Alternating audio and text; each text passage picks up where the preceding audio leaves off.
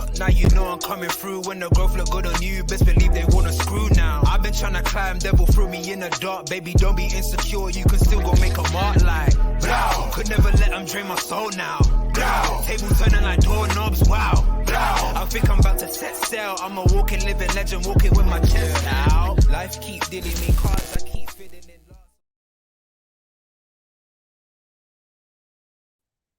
Yes, my peoples.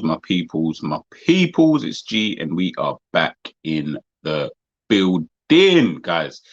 Just before we head into everything, please make sure you smash that like button. Please make sure, if you haven't already, you hit that subscribe button, please, guys. We have surpassed our target of 250. So again, love and appreciation to everybody who's obviously subscribed to the channel already. As you can see, scrolled across the bottom, we are on the road to 300 subscribers. So make sure you smash that like button and you hit that subscribe button if you haven't already. Obviously, we've had a fair few shows put out. I'm recording this video on, today is Thursday. This video won't come out until the Monday, I believe. But I wanted to just get a head start on the Liverpool versus Everton Merseyside derby that's going to be played at Anfield. So crazy. Obviously, we've got Liverpool, who are obviously sitting at the time of doing this video. We are currently 10th, I believe, in the table. Obviously, that could change over the weekend with a couple wins from other teams and, you know, stuff like that. Potentially, I believe Everton obviously got their first win and in quite a while, I think, against Arsenal, 1-0. Sean Dyche obviously coming in, you know, as per usual, doing his thing. Now he's coming to Anfield. I believe he's a Liverpool fan, actually. I actually believe he's a Liverpool fan. So that's quite interesting, the fact that he is obviously managing Everton, coming up against Liverpool at Anfield. Now, the reason why I wanted to do a little preview, and again, make sure you catch, I believe on the Jerry James show, we're going to be doing a little talk and preview for the game anyway. That's where we're just going to have a little fun with it. Obviously, a little talk, predictions, and all these kind of things. But I wanted to come on because I was having a little look at the game, and I wanted to speak about, I've got a different formation. Obviously, we already done know. And to be honest, I'm tired of Klopp and what he's doing on that side of the map, to be honest with you. But we know what Klopp's going to do. 4-3-3. We know probably more or less. I've heard rumours and reports that Henderson will probably come back into the team. He's been out for about 4 games now, or not started for 4 games. Came on, I believe, in the last game. So I wanted to have a little look at what we could potentially play and, you know, moving forward. Now, I know Van Dijk's obviously coming back into training. Jota and Firmino, should I say. Diaz is still a bit away. These guys obviously coming back. So, of course, this lineup will change over time, of course. But in terms of the formation and the style of play, I believe this might be something that, we spoke about this before at the beginning of the season. We're going to see it in a second. Myself, Roms, and Jerry, we spoke about different formations Liverpool could play at the beginning of the season. This is kind of reverting back to that in the formation that I've chosen.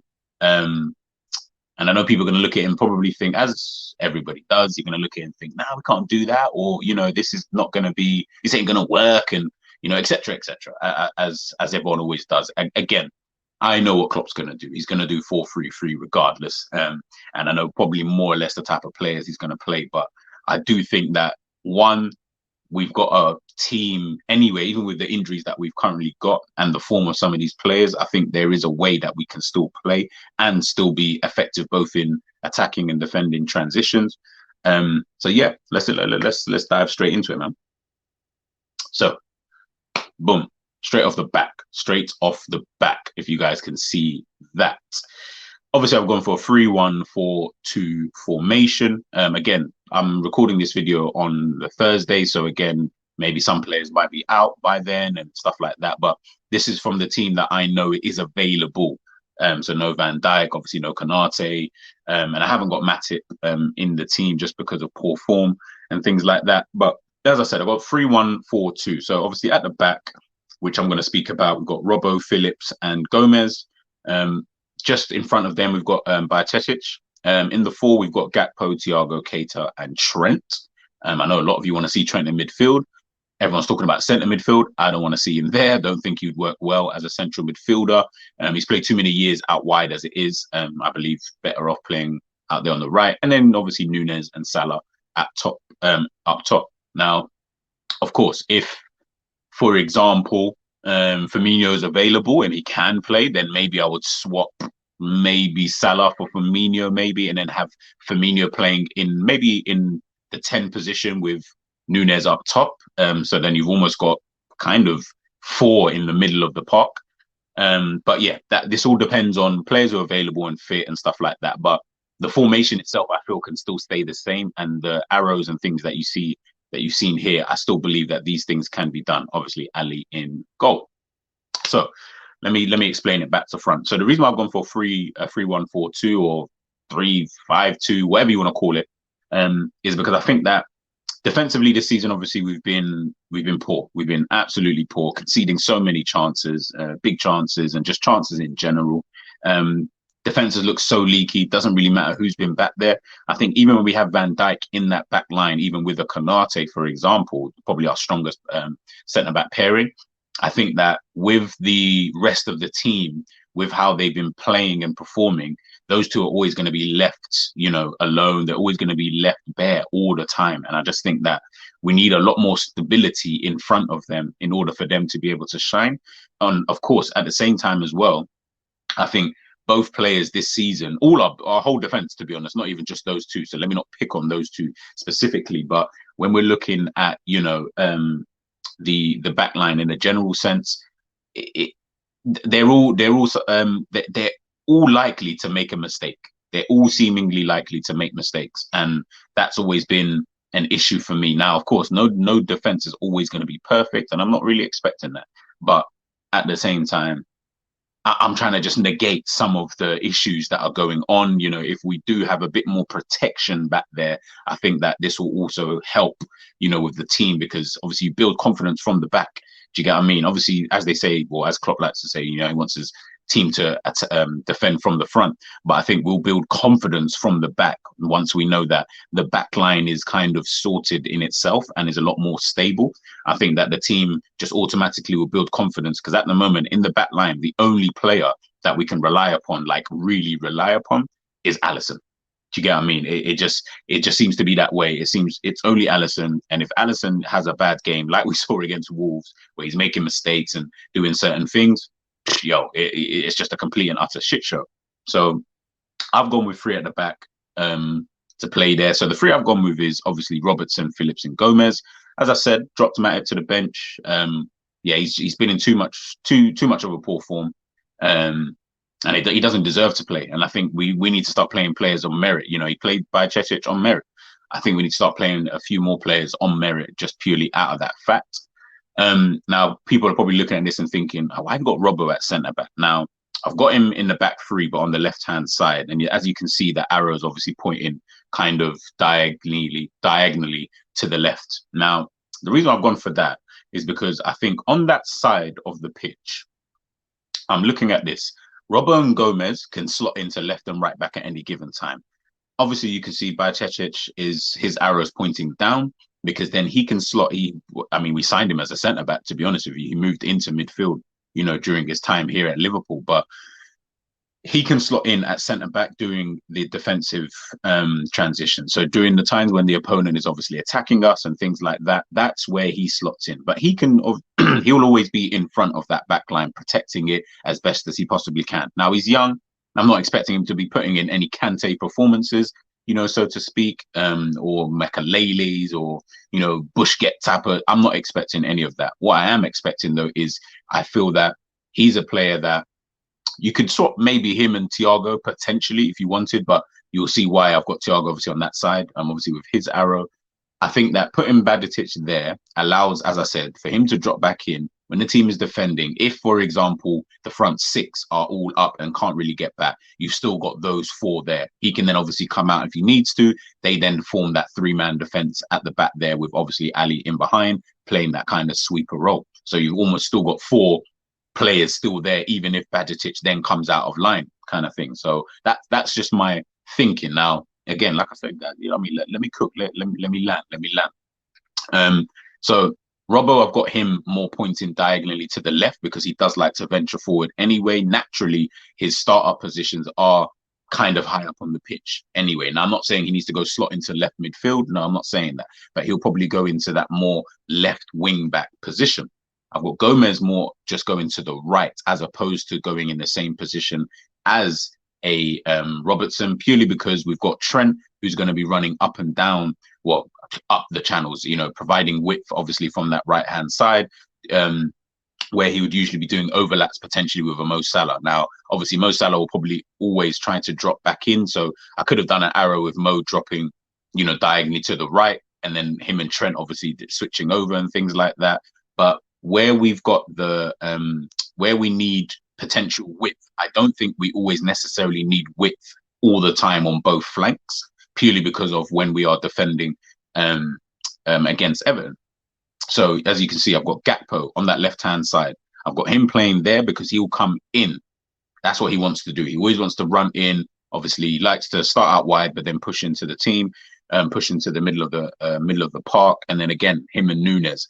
Nunes, again, he can obviously go out to the left-hand side if needs be, and then obviously you have got Gakpo who then comes in there, and then you're almost forming a three up top anyway. But at least then, if the ball does get lost, you do have Robbo who's already in that left wing back position, who can then obviously just slot there, and if the ball's obviously on that side, and then help us out. I don't then want realistically Trent coming inside, because then it won't really provide that much width, and then I feel that the game then becomes too narrow, just way too narrow. And then I just think we would get, if one through ball, and I feel that, or one ball, over behind any of the midfield four, and I feel like it's always going to be game over. One ball, over the top of Trent or over the top of Gakpo is always going to provide issues anyway. So again, that's why I've also then got Bajcetic there, who can almost, yes, he'll slot back into defense when we need it, but he's almost a screen, play on that left and that right. If Trent goes on a barnstorming run, then you might want to put Bajcetic there or Keita there to the right-hand side. Keita I'm going to come to in a minute. And then, you're good to go. When it comes to Thiago, now I've got Thiago there with his arrow pointing to the diagonal down to the left-hand side. Now, he would go into that position once Robbo goes on his venturing runs, again, providing cover. I'm more thinking about the cover because of the way that Liverpool have been playing this season. Now, I'm going to show you guys other games that we played against other teams, and you'll see where all the spaces and things like that. So look, you've got, again, this is against Napoli earlier on in the season in the Champions League, where we got absolutely just annihilated in that game. So this was the current team. You've got Trent, again, always coming inside. When Trent goes inside, it leaves too much space on that left-hand side. Too much space. Now, Kvaradona, all he's going to do, or whoever that was on that left-hand side, all they need is the ball into space. That's it. Now you're going to have to try and draw out either Van Dijk or whoever's playing on the right-hand side, obviously, whoever that was in that game. And then it just creates too much space, way too much space. And it's like nothing is quite stable, especially on Trent's side. I feel like that's always going to be a weak area because of the way that he likes to play. So I feel that we need to try and provide as much cover as possible on that side, but still be effective, going forward.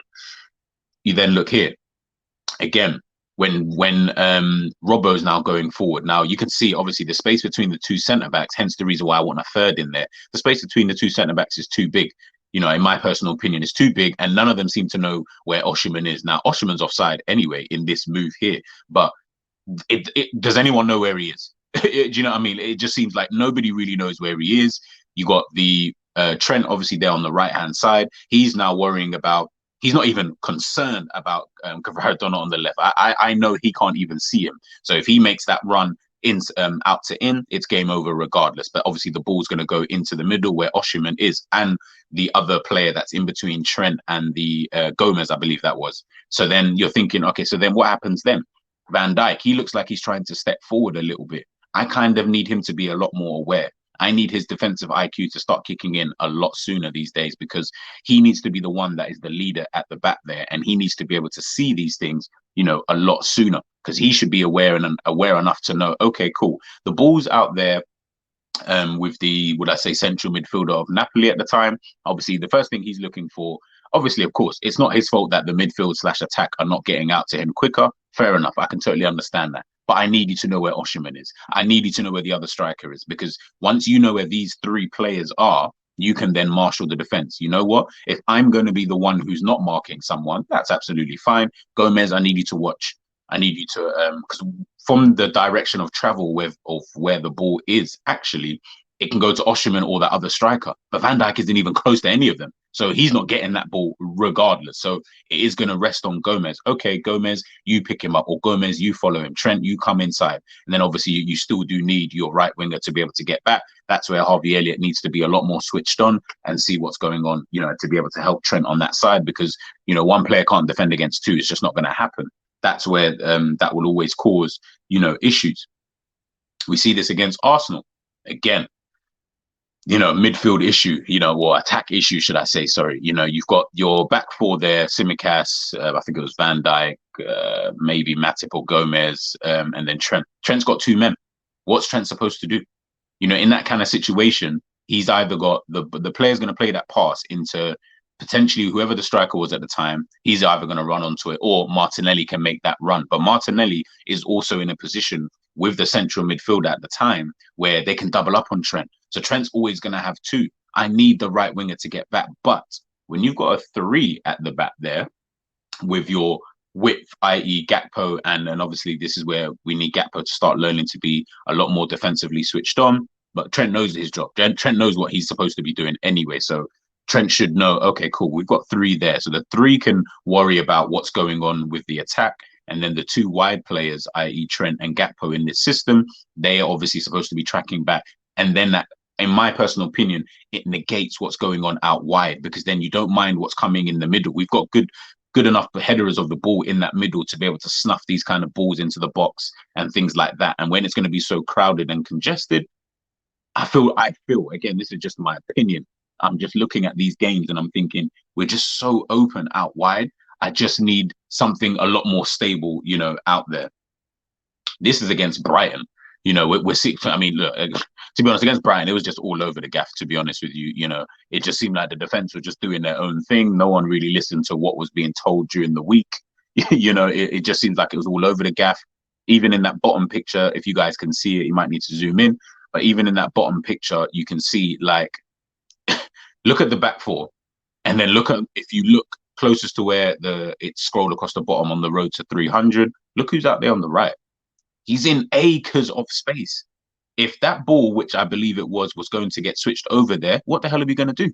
Because what's also going to happen, if you can see on the far left, what's going to happen now is if that ball gets switched to the right-hand side, either way, the left-hand side now of Brighton's attack is going to have space. Regardless of anything, someone is open either on the right or on the left. We need to stop those kind of movements. Again, look, you can see it here probably a little bit better. The way that Brighton kind of shaped up against our 4-3-3, they had a 3-2-2-3, kind of formation, and a 3-box-3, in the middle of the park. I've got two central in this. Look at this attack.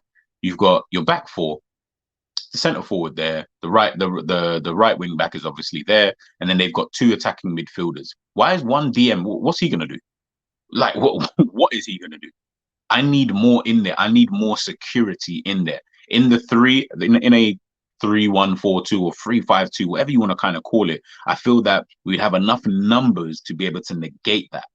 That's my personal opinion. I think that we'd have enough numbers that if that ball is going to go out to the right, cool, Gomez, you push out to that right-hand side. By Tečić, you're either going to be the guy who's dropping into the centre-back position just to help out so that we are a bit more solid in a back four. But then Trent, we need you to get back. Gakpo, we also need you to get back. Again, the arrows that I showed here were more, I guess, some in attacking play and some in defensive play, like with Thiago and stuff like that.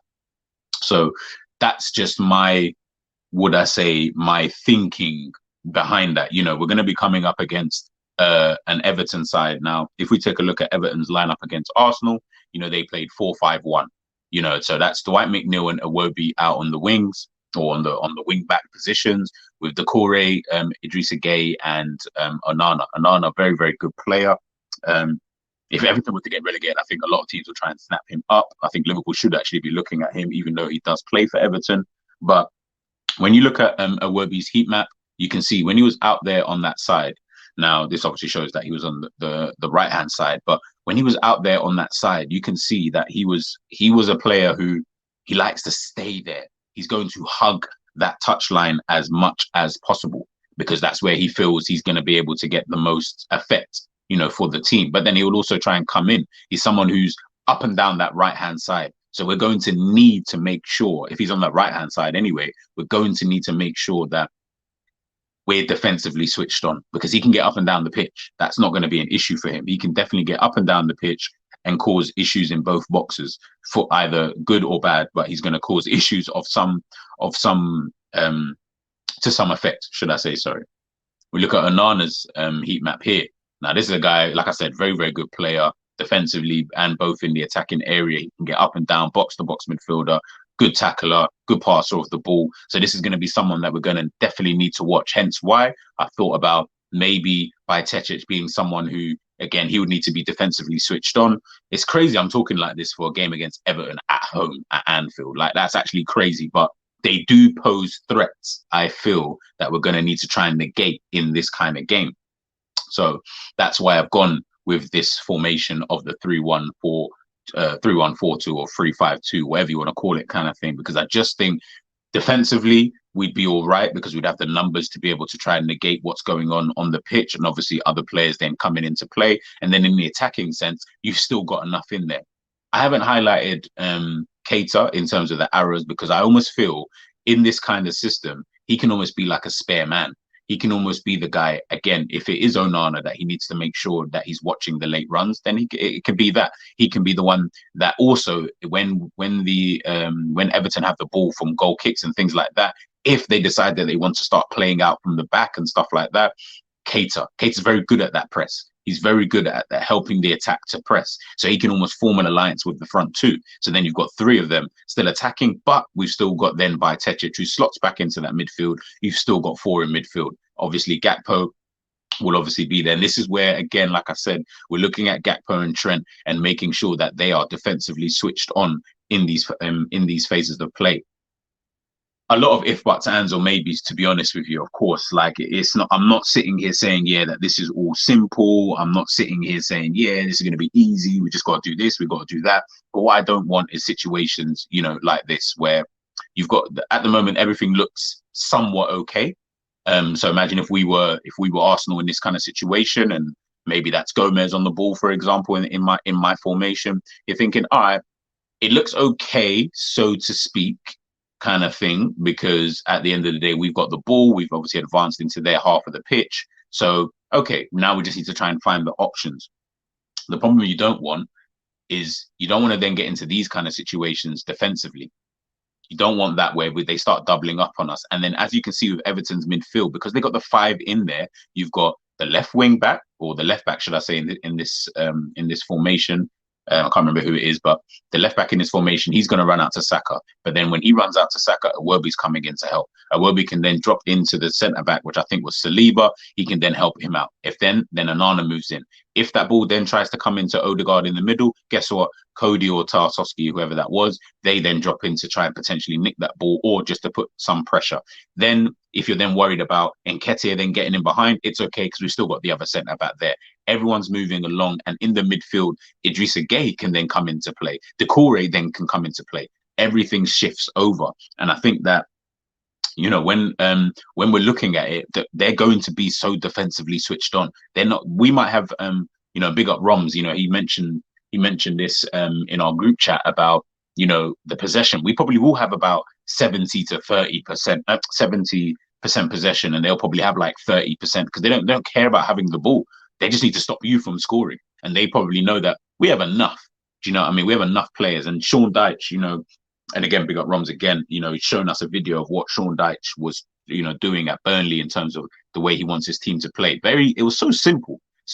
And, the less instructions that you give out to your players, I guess the easier it is for them to be able to carry out those orders. But where he's only got the one up front in, say, a game like this, all he needs now is whoever that number 4 is, obviously he's going to play that pass over there. Absolutely fine.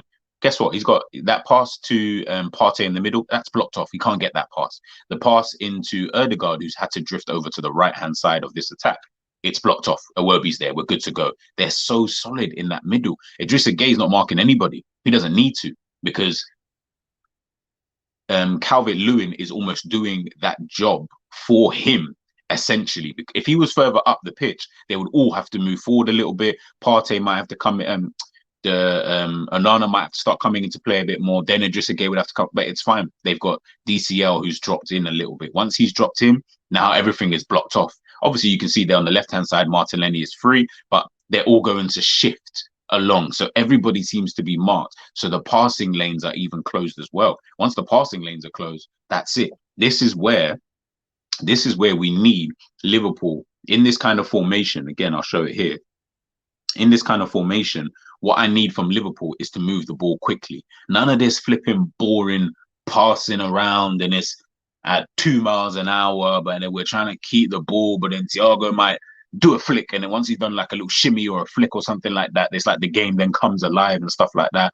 But there's been times when he's tried to do that and lost the ball. Do you know what I mean? And that's something we can't do, because I feel that they're going to probably go with the same kind of team against us. You know, and with the magnitude of this kind of game, I feel like that's actually going to be a problem for us in terms of trying to break them down. The only way you break down teams who like to sit deep and who like to just sit in what they're doing, you need to move the ball quickly. The ball cannot move slowly. It cannot be 2 yards and we're taking 10 years to fling that ball, and then eventually you're just trying to launch it long and pray to God that, you know, it just somehow works. It's no, the ball has to move quickly. If that ball moves quick enough, you can almost move them out of shape, because now that 5 in midfield that they're inevitably going to have, it starts to get moved around now, because you've got the 3 man in the middle of the pitch, Thiago, Keita, and Bajcetic.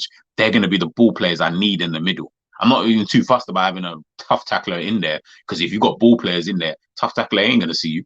Once you move the ball and move, you're good to go. You're good to go, and then you start to kind of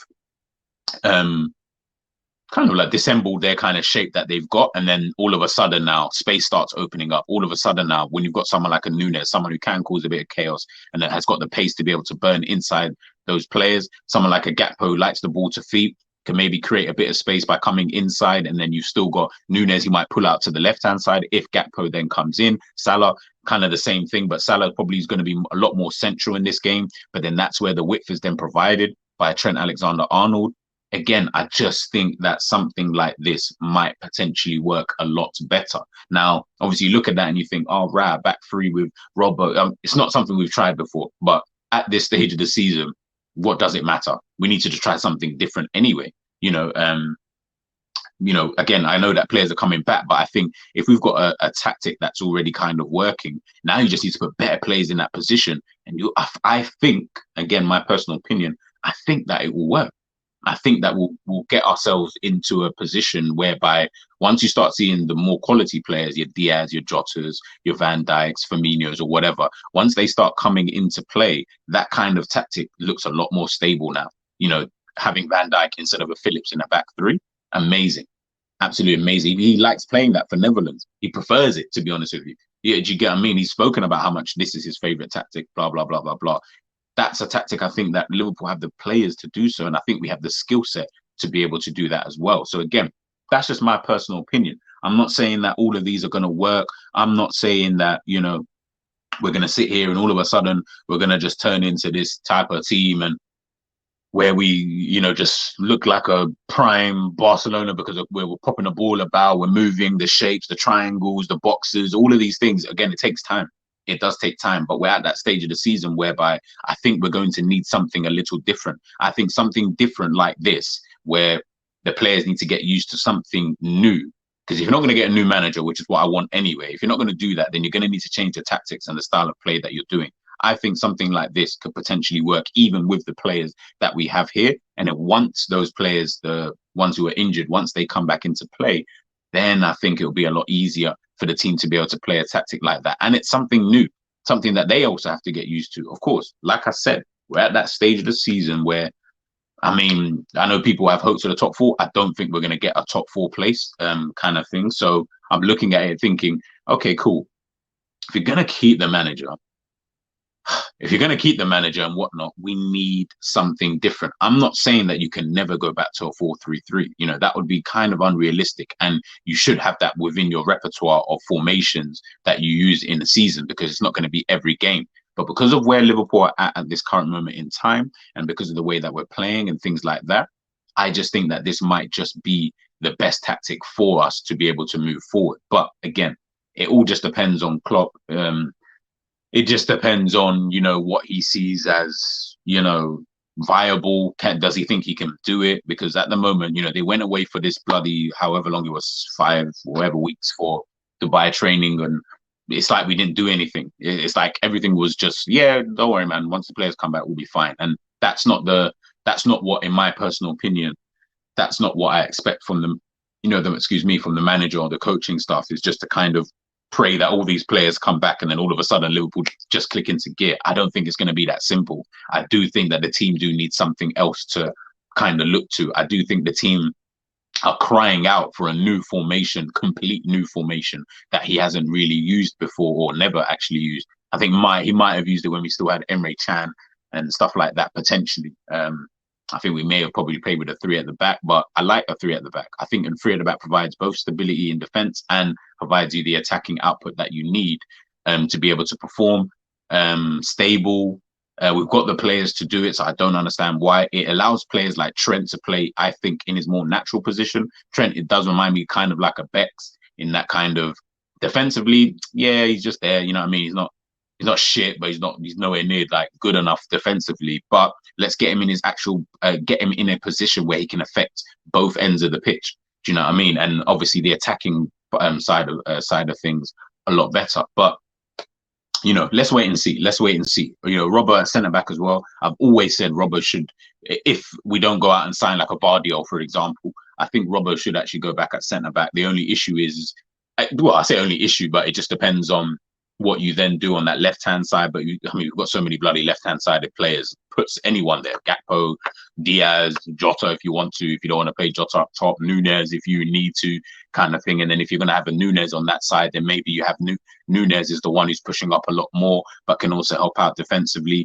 Diaz is probably the one that you're looking at because defensively he will help out quite a lot, and obviously be able to help out in attack as well. And he will provide that kind of same intensity that Robertson would do, just with way more quality. Do you get what I mean, on that left-hand side? So again, that's just my personal opinion. You know, like I said, it's not, I don't know what that could potentially do. I'm just sick to the back teeth of watching 4-3-3. Doesn't even matter even if we won the game with a 4-3-3. I still don't think it's the right formation to move forward with, especially if we go out and do buy a Vardio. That will actually be a conversation, because then he's going to have to, if he's going to stick with 4-3-3, he's going to have to drop either Konate or Van Dijk. You know, who is he dropping in that situation? And I don't think he needs to. I think he can play with, again, this is me talking if we get a Vardio, but even if we don't, I still think you can put Robbo out there at that wide centre-back position with a Van Dijk and a Konate, for example. I think that would be so defensively sound.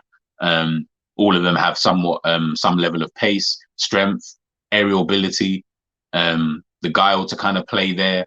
You know, Robbo can bring the ball out, Van Dijk, Semi, you know, and even if it's just Robbo who's bringing the ball out, then cool, that's where we start our attacks from. You know, all these kind of different things, and just stop with the 4-3-3. Van Dijk gets the ball, hoofs the ball out, and then we try. Let's ditch that, man. Ditch that. It's getting boring. It's getting played out. Like the style of play that we're doing at this moment, it's just played out. It's just, honestly, it's just played out. Too many teams play a similar system, and because they've got the players to do so, they don't even have to be better than our team. They've got the players who have got the level to do it, i.e. the energy, they're not declining, they're not in bad form, all these kind of various different components. We don't have that. So until Klopp can get to the summer or whatever and just get those players in, I just think we need to change it up. But even if we do get the players in, I don't envisage that it's going to get that much better. I do think it will get better, of course, but I don't see it being like, oh my goodness, Liverpool just look like, no, I don't think it's going to be that anymore. I think that tactic is something that can be used in certain games, of course, especially where you might want to drop a centre back and think we don't need 3 at the back here. But in certain games against the tougher teams, against teams who might potentially possess certain types of danger, again, this is where I expect the manager to look at every game differently and understand that, okay, in this game, because they've got this threat, you know, Damari Gray, if he's going to be back in, I don't know if he's injured, or Dwight McNeil, for talking about Everton, you know, can we negate some of their attacking threats? Okay, cool. Maybe we do need maybe 3 at the back to be able to help us out here. So again, let's wait and see. We go from there. That's just kind of like my preview, my kind of look towards, you know, the Everton game. And then, yeah, let's wait and see. My prediction, I'll let you guys know on the Jerry James show what I predict for the game.